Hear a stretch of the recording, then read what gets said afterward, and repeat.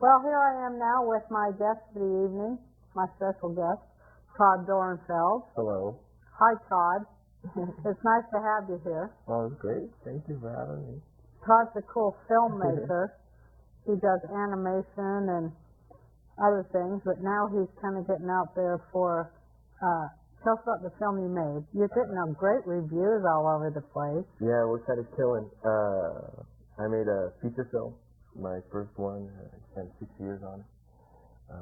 Pretty die-hard. And then we got rejected by all the festivals. But really nice personalized letters telling us to put it in a museum instead. But I thought that a movie theater can be a museum and should be. So I called movie theaters all the way up the West Coast without any corporate sponsors, no Hollywood, no indie Hollywood. And they asked for screeners, and then they booked our film based on the merit of the film.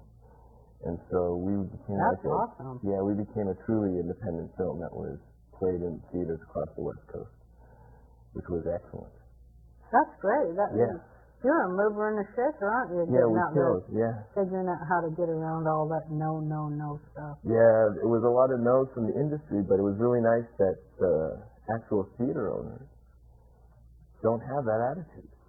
Geez, I want to call them up right now and see what I can do. You probably could do a lot. First, I think everybody could do a and lot. then make a movie. Yeah, I think Hollywood pretends, they like to, Hollywood's its own religion of fear. You know what I mean? It absolutely is. And same with indie Hollywood. I mean, you can't consider IFC independent because it's on TV already. That's right. So they have their own levels of fear. You can't book your movie in a movie theater. Don't do it. Don't try. But we did it. We toured our own film. And now it's on DVD that you can get on our website. Yeah, it's annacabrini.com. But the name of the film is the Anna Cabrini Chronicles. And it's... What's your Anna Cabrini deal? I used to live in Colorado right by the Anna Cabrini... no, I guess it was the Mother Cabrini. Mother Cabrini, maybe. I'm sorry. No, that's okay. Well, who's Anna Cabrini? Anna Cabrini is the main character of the film, and what she did was she took mini audio tapes, and she gave them to 3 suicidal individuals and asked them to tell their life stories and whatever else they wanted to, and to be completely honest, which included all the lies they wanted to say. So if you were to talk to somebody and you didn't want them to know something about you, you might make something up, and that's okay with her. Because what she wanted to do is she wanted an unadulterated look at what a person with manic depression and suicide really has, not what they would give to a psychologist. Right. Or a counselor, because 30 He wanted them to speak freely. Totally freely. But are these people? Did they think they were going to leave in their last will and testament and then going to go kill themselves? Or? It was just basically left to them. She didn't want to intervene in any form because she thought if she intervened, then she would skew what the honesty was of these tapes. Well, they didn't kill themselves, I hope. In the film, no, they do kill themselves. They all killed themselves after they made. Is this for real? Real People killed themselves? No, not real people. I wrote the whole film. Okay. Don't get too scared. Okay. So, okay. Yeah, I wrote Why the whole did you film. write this film about suicide? That's probably what I should ask. Yeah, maybe. What's the suicide thing with you? When I moved to LA from NYU, within the first month, my cousin, who was my closest cousin that I was close with, she committed suicide after 6 attempts over 6 years. And at that point, it just snapped in me that I got a little fed up with the taboo of discussion of suicide and the way obituaries are written, where someone commits suicide, families tend to put heart attacks. Not that they do that with my cousin, but many people do because of the shame.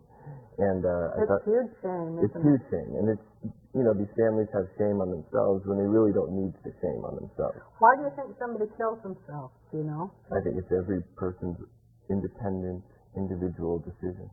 Everybody's. I mean, we have things that we can focus in on and say, well, this particular part of society pressured her into it, or this pressured into it. You think something's wrong with the person?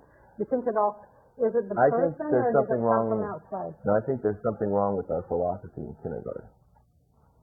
And that makes people kill themselves? Yeah, I think that we are not teaching enough self-esteem in any form at a young age in this country. Well, self-esteem is the enemy of the United States government. And self-esteem is the enemy of everything. Of every government, isn't it? Yeah, everybody. No one wants to have people to have self-esteem. Because if they have self-esteem, they might start their own business. They may be happy. They may actually do something with their lives. They might demand their leaders are accountable to them. Exactly. They may become leaders, which is the scariest thing. What, if they have self-esteem? Yeah, if you have self-esteem, you may become a leader. I tend to think that if they have self-esteem, they wouldn't.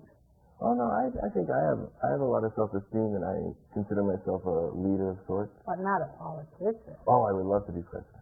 You 2012, I'll be 37. You want to run for president? Yeah, I want to be You'll a libertarian. never win. You're a Jew. Oh, but it'll be Have great. a Jewish president in this country. Well, I think we can open the door with Hillary. Open the door to what? Hell? No, no, to other I'm no options. Hillary fan. I'm not a Hillary fan, but I'm a fan of the option. If we put a woman in the White House, suddenly all the options sit on the table. You can have an African American in office, you can have an Asian in office. It's never going to happen. The United States is only interested in white male lawyers. Get a clue. Maybe. They don't want nobody else. But they haven't had the opportunity. When did they have the opportunity? Other than Sharpton, who I love. I mean, they never Sharpton will is get the opportunity either if the powers that be then have all the money. Get their state, which they will. I like Al Sharpton too. Yeah, I love Al Cool. Sharpton. Well, back to your suicide thing now. Now I'm all bummed out. No. Because I'm a promoter of life. I want people to dance in the garden of life. So I have made this film to affect people not to go and commit suicide, but to look really at themselves and at the people around them and learn to become better listeners. You think that not being a good listener is what happens to make you want to kill yourself? No, but the people around them Oh, the people around. don't end up helping as much as maybe they could by just listening a little bit more. People get Deeper. so frustrated when you have to sit down and listen to someone depressed for 8 hours. It's a very frustrating experience, but if you can put yourself in that place. The people like bipolar people are people who suffer from depression. Oh yeah. I mean, it's a huge, powerful thing to be depressed and control the room and everybody around you too with your depression. Oh yeah. These people don't really tell people how to get out of depression either, do they? No, they just pop the pill. Pop the pill in 30 minutes a week with your counselor. That's not going to help. And that's not going to help anybody. What do you think? And who's will going to be help? honest to a counselor? Nobody. Nobody. No, I really think that it's a matter of promotion of self-esteem at a much younger age than what we do. You don't think it's a mental illness?